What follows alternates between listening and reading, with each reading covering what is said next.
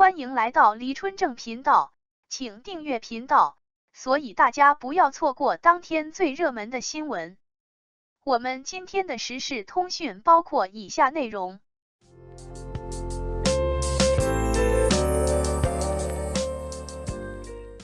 王一博挨打镜头，狠狠地打了多少流量小生耳光？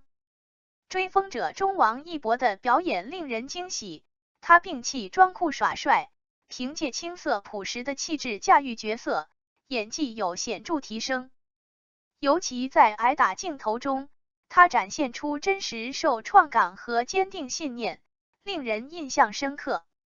相比滥用替身的演员，王一博的敬业精神和认真态度值得称赞，浑身上下皆可替代。王一博挨打镜头，狠狠地打了多少流量小生耳光？追风者一举夺得今年电视剧市场的开门红，谍战剧扬眉吐气了一回，不仅收视率勇闯 2.0 大关，话题热度更是持续霸榜。央视这次再显稳重老辣之姿，继叛逆者和前行者之后，又推出了一部深深打动观众内心的谍战大片《追风者》。尽管口碑评价呈现明显的两极分化，主流媒体却不吝啬赞美，屡次发声力挺该剧。剧中主演王一博的表现尤为引人关注。这位从电影圈脱颖而出的新星，从与影帝搭戏到独自扛起整部大戏，其成长速度有目共睹，背后资源更是令无数流量小生羡慕不已。然而，随着咖位攀升，自带的巨大流量也引发了热议。首次挑战央视谍战剧，且有一众实力派演员为其做陪衬，质疑声自然不少。不过，当我亲自追完了《追风者》后，王一博的演技的确给了我意外之喜。可不是瞎吹，先说角色设定这块，简直就是为王一博量身定制。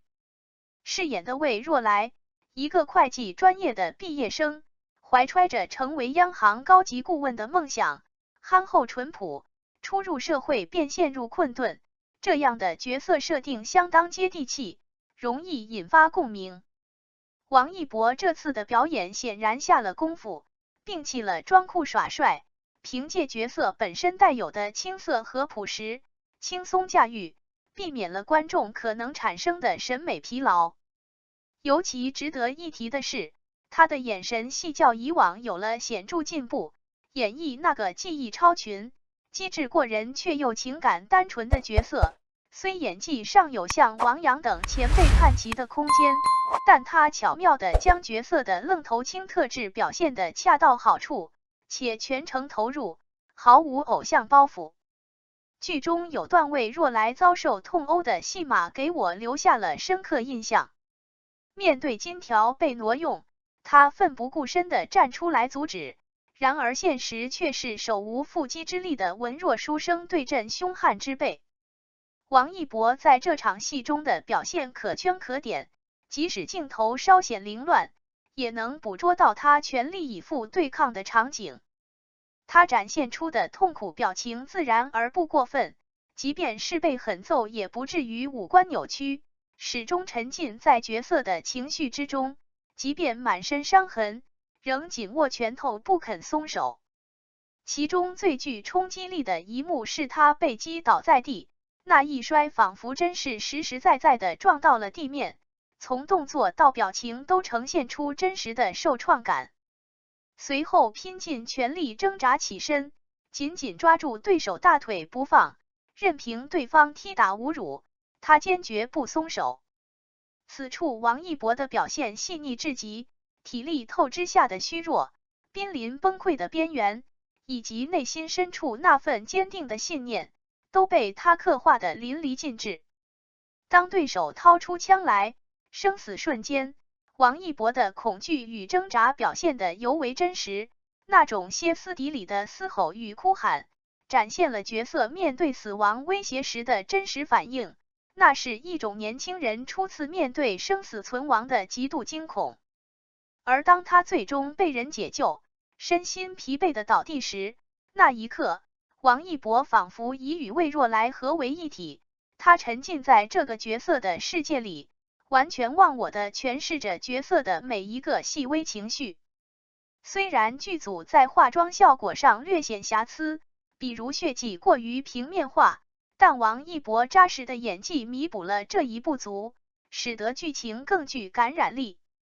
此外，他在与老戏骨王阳对戏时也毫不逊色，尤其是受伤后听到免单消息时，忍痛挤出的那丝不易察觉的喜悦，让人心疼之余也忍不住赞叹。在现今替身横行的影视行业，王一博坚持亲身上阵完成大量艰难的表演，这种敬业精神无疑给许多同行敲响了警钟。相比之下，一些演员如赵丽颖、鞠婧祎等因滥用替身饱受诟病，甚至有人连真人参与综艺录制都做不到，全程依赖后期剪辑加工，更有甚者直言不够红才去拍戏。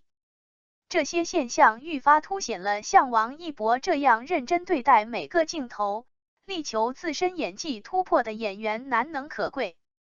总结而言，王一博在《追风者》中的演技或许还未达到令人一眼惊艳的程度，但整体来看，他对魏若来这个角色的塑造是达标的，无论是抛弃形象束缚，还是面对各种情境时的真实反应，都展现了他的用心与努力。尤其是剧中某些特定时刻，他肿胀的脸庞反倒映衬出挨打后的人物状态，甚至还流露出一丝少年特有的纯真可爱。追风者剧情正逐步推向高潮，魏若来的才华将更加耀眼，他与师傅沈图南之间的师徒情深也将进一步升温。至于沈图南妹妹的身份何时会被魏若来知晓，以及魏若来如何在矛盾冲突中坚守初心，选择正确道路，让我们共同期待后续的发展吧。感谢您观看视频。如果您觉得本时事通讯有用，请不要忘记点赞、评论和订阅。祝您生活愉快，充满活力。再见。